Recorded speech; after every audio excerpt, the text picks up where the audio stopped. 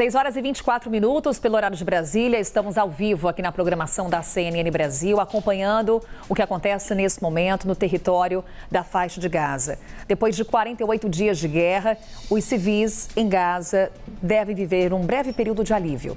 A pausa nos combates parece ter entrado em vigor. Temos as imagens ao vivo e as informações chegando com a Priscila Yazbek, nossa correspondente.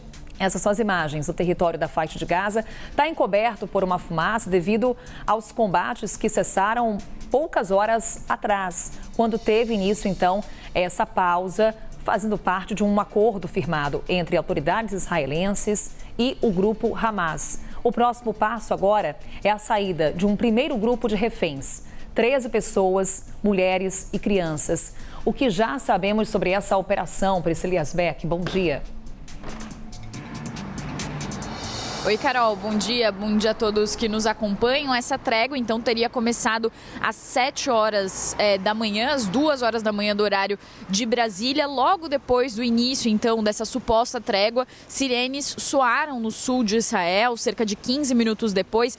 Também jornalistas da CNN na cidade de Sderot, no sul de Israel, disseram que ouviram tiros de armas, mas isso teria durado cerca de 20 minutos. Logo depois, os combates teriam cessado e, por isso, a expectativa de que, de fato, essa trégua que foi anunciada entre Israel e Hamas, que deve durar 4 dias, tenha mesmo começado. Às 9h30 da manhã já não havia mais nenhum relato de combates acontecendo por lá, já há cerca de 2 horas, pelo menos. Portanto, seria só essa meia hora inicial em que foram relatados essas trocas de tiros de armas leves e também esses alarmes de sirenes sobre supostos foguetes que teriam vindo, então, de Gaza. A primeira libertação dos reféns, como você disse, Carol, deve acontecer hoje, no final do dia, por volta das 16 horas do horário local, 10 horas do horário de Brasília. Os reféns vão ser entregues à Cruz Vermelha Internacional, isso segundo as informações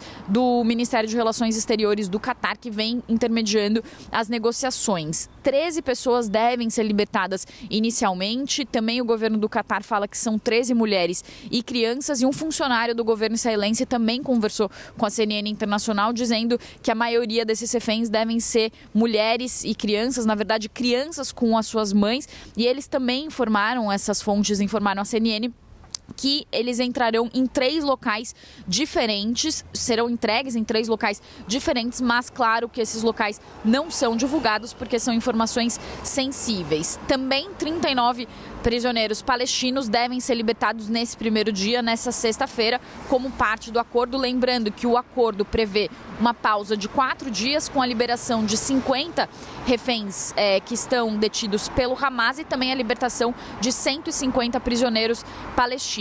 O presidente americano Joe Biden acredita que uma garota de 3 anos que está entre os reféns seja libertada, e também há a previsão de que cidadãos de dupla nacionalidade também sejam libertados. E depois dessa fase inicial, que vai ser observada com muito cuidado para ver se a operação de fato está funcionando, Israel disse que pode prolongar o cessar-fogo por um dia adicional a cada 10 reféns adicionais que forem libertados, também com uma troca de prisioneiros palestinos a serem libertados, isso numa fase posterior. Agora, falando sobre a ajuda humanitária, as imagens das agências de notícias já mostram caminhões de ajuda humanitária entrando na faixa de Gaza. Segundo as informações mais recentes da CNN, 90 caminhões já teriam entrado, e Israel diz que desses caminhões, uma boa parte deles contém combustível e gás de cozinha. Não, na verdade, 8 deles contêm combustível e gás de cozinha, o que já é uma quantidade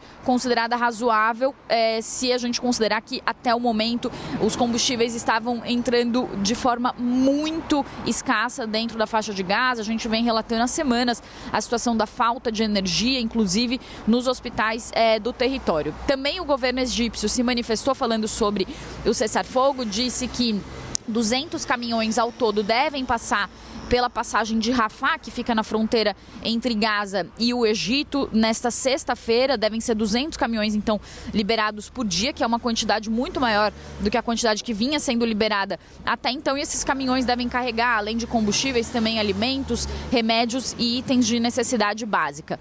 O Egito também disse que vai continuar a receber pessoas feridas que estão no território de Gaza para serem tratados em hospitais ali próximos à fronteira de Rafah. E pela primeira vez, essa é uma informação importante, mas pela primeira vez, então, o Egito disse que permitiria também a entrada de palestinos que desejassem entrar em Gaza por meio da passagem de Rafah. Lembrando que o governo egípcio não permitia a entrada de palestinos no seu território, dizendo oficialmente que isso poderia fazer com que o território da faixa de Gaza deixasse de ser ocupado pelos palestinos, e isso seria um sinal de que os palestinos estavam saindo daquele território e poderia facilitar a ocupação de Israel. Então esse era o argumento do governo egípcio para não receber esses palestinos, mas então pela primeira vez o governo egípcio fala também sobre receber palestinos. E aí, para finalizar, Carol, também vale falar que os ataques continuaram até poucas horas antes da trégua. Então as forças de defesa israelense disseram também que destruíram vários túneis na área do hospital Al-Shifa, que fica na cidade de Gaza, e com isso, segundo as forças israelenses, eles completaram os preparativos operacionais antes do início da trégua. Também há relatos de que o diretor do hospital Al-Shifa teria sido preso nesses ataques que aconteceram horas depois da trégua. A CNN Internacional conversou com as forças de defesa israelenses para pedir comentários sobre isso, e eles disseram que não confirmaram a prisão, mas disseram que ele precisa ser questionado porque ele estava em constante estado de negação, dizendo que não havia uma operação do Hamas, então, no hospital Al-Shifa. E só uma última informação adicional, que as famílias também na Cisjordânia estão aguardando, além das famílias israelenses aguardando os reféns, os seus familiares, também famílias na Cisjordânia estão aguardando a libertação de prisioneiros, então, que estão detidos por Israel. Volto com você, Carol.